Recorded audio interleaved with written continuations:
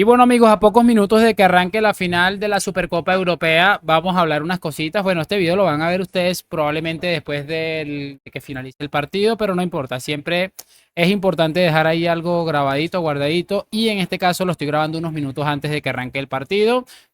Se los voy a dejar ahí para cuando ustedes quieran verlo. Va a estar bastante interesante porque hablando un poco de este debut de esta plantilla que yo creo que hace muchos años no teníamos tanta ilusión con el arranque de una temporada. Lo digo totalmente en serio. Es que no hay, no recuerdo la última vez que nos ilusionamos tanto. Evidentemente, lo que ha hecho Florentino con lo que nos aportó Bellingham y lo que nos puede aportar Mbappé es que es absolutamente de locos. Y lo de siempre, les voy a pedir una sola cosa y es que me acompañen hasta el final de este video. Vamos a ir dándole rapidito. Yo quiero que veamos un video que me he encontrado por aquí que me pareció cuanto menos llamativo relacionado con este debut que va a usar, que va a ser el Real Madrid el día de hoy. La era de los Galácticos 2.0, aunque yo tengo la sensación de que esta vez va a ser bastante diferente por muchísimas cosas. Escuchemos este video, está en inglés, pero se puede entender perfectamente bien y yo sé que ustedes lo van a entender y díganme si todo el mundo tiene esta sensación. If Mbappe lands Madrid, Barcelona doesn't have to get ready. The world has to get ready. If Mbappe lands at Real Madrid this summer, Man City needs to get ready. Manchester United needs to get ready. Liverpool needs to get ready. Bayern needs to get ready. Because Vinicius Jr. and Mbappe on the same team, there is no defense in the world that can clamp that. I don't care if you got if you got Rodri and Ruben Diaz, and you cannot clamp the speed of Vinicius Jr. and Mbappe on the counterattack. No team in the world can. It's impossible, especially when Jude Bellingham and Modric are whipping passes to them on the wings. They are absolutely going to destroy defenses. So if Real Madrid lands Mbappe this summer, we're having a full cut different conversation right now. But as it stands right now, I think Barcelona has a scarier looking starting 11 than Madrid. But if Mbappe lands there,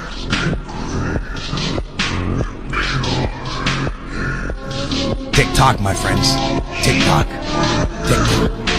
TikTok.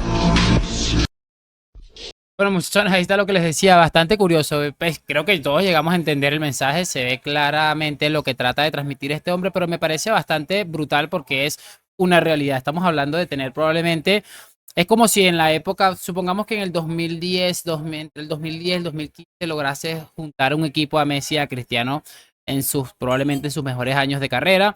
Es exactamente lo mismo que probablemente vayamos a presenciar en estos momentos y bueno, arranca el día de hoy. Yo ese video nunca lo había transmitido aquí en el canal, pero lo había visto muchísimo y yo creo que era el momento idóneo para hacerlo. Así que para tenerlo en cuenta, quiero que ahora saltemos muy rápidamente a escuchar algo de Luis Carrasco, que es uno de estos señores que sale en el podcast Solo para Ridiculez, que me parece una de las cosas más lamentables que he visto en mi vida, sobre todo teniendo en cuenta que entre los cuatro suman más de 200 años. Yo no quisiera tener más de 50 años y hacer los ridículos que hacen estos señores. O sea, lo digo en serio. Si en algún punto llego yo a mi vida, a esta edad, y me ven haciendo este tipo de ridículos, como lo que se presencia en ese podcast, les agradecería que dejaran de seguirme, pero inmediatamente. O sea, no lo hagan. Pero bueno, vamos a escucharlo porque este hombre ha dicho algo muy importante sobre Tebas, sobre el fair play, sobre las cuentas del Barça en general. Pero o sea, presten muchísima atención porque hay un mensaje oculto allí. Bueno, no está oculto, lo dice de manera explícita. Puede ser difícil hacer las cosas antes, que estamos a día 13, 14 de agosto y aún no tenemos el fair play financiero garantizado, más allá del compromiso de Javier Tebas de que evidentemente los números se pueden mirar de una forma muy crítica, de una forma muy amable. Sabemos que Javier Tebas tiene la intención de mirar de forma amable los números del Barça. Pero ojo, los números del Barça tienen que dar. Si no dan, Javier Tebas tampoco va a hacer milagros. Y por otro lado tenemos al Real Madrid que de forma muy hábil está intentando inhabilitar a Javier Tebas, sabiendo que Javier Tebas quiere mirar de forma amable los números del FC Barcelona. Fíjate que está todo realmente complejo y complicado.